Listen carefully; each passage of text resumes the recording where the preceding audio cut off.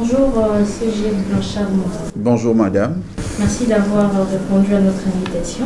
Vous êtes sans ignorer que la Cour constitutionnelle a rendu son arrêt par rapport à la loi sur la CENI. Et vous, en tant que la MOPA opposition, est-ce qu'on peut dire à ce stade que finalement c'est une bataille perdue pour vous? Bien, merci madame. Je confirme d'abord que ici je réagis en tant que secrétaire général de Nouvel Élan, mais également comme un de cadres, un de communicants de la coalition Lamouka. Et d'emblée, je dirais que ce n'est pas une bataille perdue, puisque vous savez, nous sommes politiques et la Cour constitutionnelle, c'est sans surprise d'ailleurs pour nous, parce qu'il suffit de voir la manière dont cette Cour a été installée, a été mise en place. C'était en violation des dispositions légales de notre pays et voire même constitutionnelles.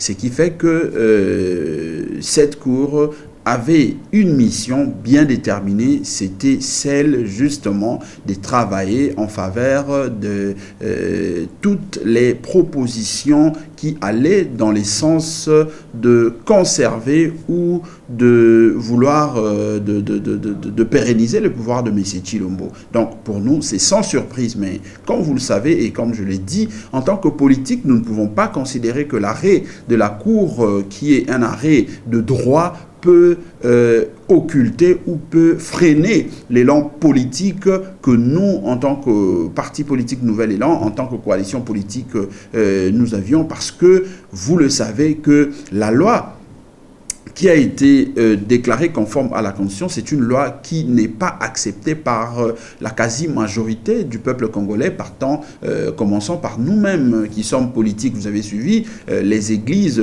qui constituent la société civile ont donné leur voix pour dire que cette loi ne reflétait pas justement la volonté du peuple congolais. Ce qui nous fait dire que nous allons continuer à batailler, nous allons continuer à nous exprimer en tant que politique jusqu'à ce que cette loi va en tout cas se voir être empêché de s'appliquer de manière à faire triompher la volonté de notre peuple. Alors la prochaine étape, c'est sans nul doute la promulgation de cette loi. Qu'est-ce que vous comptez faire exactement pour empêcher que cette loi soit promulguée par exemple?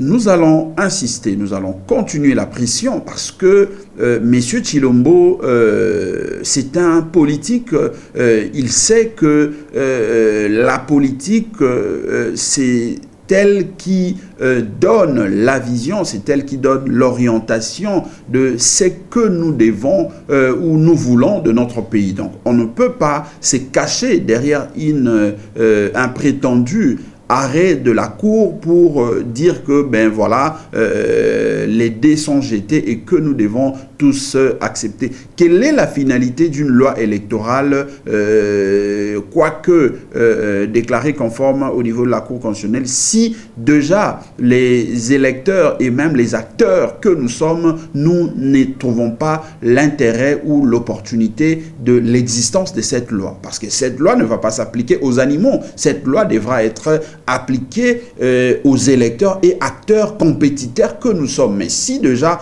à notre niveau, nous estimons, nous voyons qu'il y a des écueils dans cette loi, le mieux à faire, c'est de rentrer à la case du départ pour voir comment faire en sorte que cette loi requiert les consensus des acteurs politiques que nous sommes, mais également l'assentiment de la population congolaise qui est censée se constituer en électeur pour les prochaines élections, de manière à trouver la paix, la quiétude aux prochaines élections. Mais si on veut s'imposer, on veut faire un forcing comme quoi on est au pouvoir, quoique illégitime, nous disons que ça ne va pas faire avancer les choses, ça n'aidera pas le pays, moins encore le peuple congolais. Et ici, nous en appelons justement à notre peuple de rester vigilant parce que, comme nous l'avions dit, nous allons continuer la pression, nous allons encore monter la pression d'un cran de manière à empêcher à ce que cette loi soit exécutée, soit appliquée en République démocratique du Congo.